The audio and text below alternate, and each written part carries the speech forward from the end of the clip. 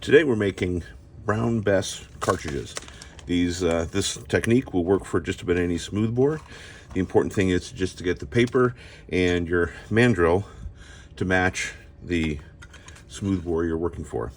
I'm taking 2 pieces of rag vellum, 100% cotton vellum paper, and dividing them in half. That way when I cut them out, I'll be able to get 4 pieces of templates for cartridges out of this. Take a sharp knife and cut along your template. Now, these do not need to be dimensionally very accurate. As long as it has the rough shape, you're fine. So I'm not stressing over neatness here on my cuts.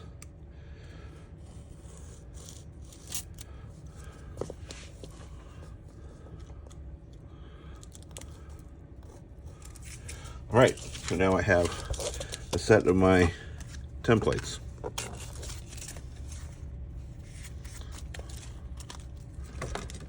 We'll tidy up that corner.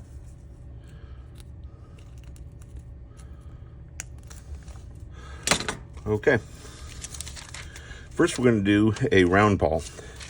And very important here is to have a mandrel that matches the diameter of your round ball. So this, for my Brown Bess, I'm doing a 0.69 round ball. And I've taken a 0.50 diameter dowel and with masking tape built it up to be 0.69. It's pretty important to get that diameter right because that makes for a nice tight roll when you're done. I also just gouged out a little wedge there, or a little hollow there, so that the ball fits in. So when we start doing a cartridge like this, one of the things that the manual sometimes called for, and by the way, there are quite a few original manuals available. One of them calls for forming a better powder chamber, right, by tucking in the end like that. And what that's going to do is form a powder chamber here. So we take the ball, then we put it in and we complete the roll, keeping this as tight as we can. And you keep it tight and everything matches. You won't need any kind of a glue to assemble this, and it won't unravel. Okay. So there you can see the ball in there, and we'll show you the powder chamber in just a moment. All right, so now that we have our base chamber ready, what we're going to do is choke the neck. And I've actually made this a little bit too much on the outside, but it'll be okay. We'll trim that off. This is called a choking cord. And what we do, wrap it around once on top of the ball, stick your finger in the open side, and give it a good choke. All right, what that does is it crimps the paper down around the ball. All right, provides a nice place to start our actual yarn wrapping. And at this point, you'll see the cartridge can no longer come unraveled. So it's fully tight.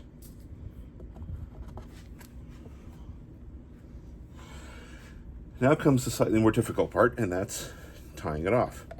So I have some linen yarn here, and I'm going to start by making a half hitch.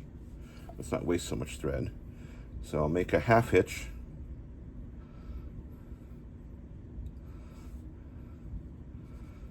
And set it around the top, pulling it tight, and then I will make another half hitch, so 2 half hitches.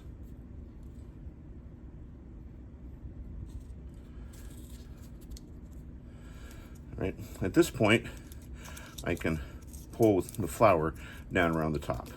And that might be a little bit too big. And I'm leaving this attached to my thread, and this at this point, this is just a tag end. I can cut that piece of thread off. Now, I'm going to make a loop,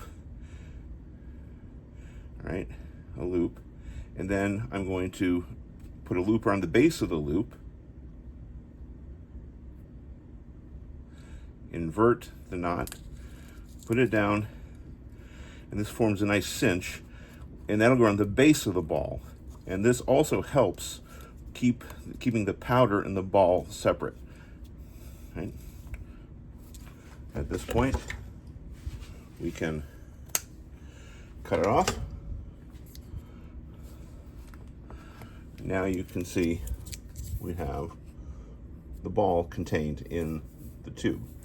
So now if I pull the tube out, if you look down there, you can actually see that there's somewhat of a powder chamber.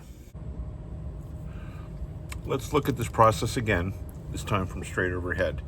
We have the ball, and we're going to choke the paper. I use my finger in the open end to help guide it and do the choke.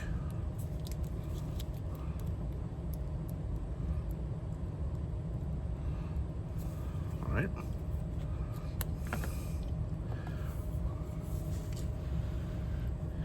And now we start tying it off. We're going to start with half hitch,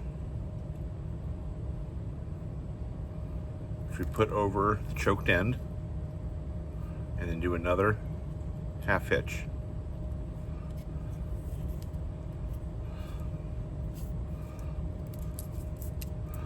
All right. We can cut off the tag end, leaving this side still attached to the spool of yarn. And now we're going to make a loop thusly. Take the end, loop it around the bottom, rotate, and pull it down over the bottom end of the ball. And then cinch tight, and that will provide a barrier against any powder. We can clip off the tag end, and here we go. Next up is putting powder in. So my powder measure set, I'm going to do an 80 grain charge, and if you want, you should calibrate this to your scale. For this purposes, we'll just assume that is a solid 80 grains. Right? So we're looking at Swiss 1.5, which was what I'm using here. So we'll dump a charge of powder and charge our cartridge.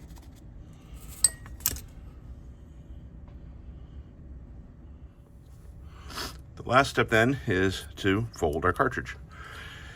The way I do this is I begin to crimp it down as tight as I can up against the powder, trying to maintain something of a cylinder for the powder to hold in. Again, not critical, but it's nice to have. And then I square up the cartridge and then fold the wings in to about half their width.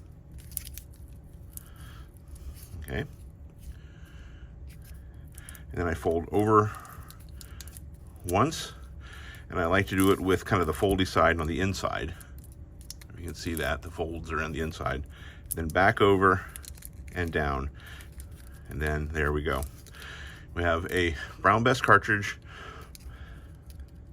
made pretty much per the field manuals from the day.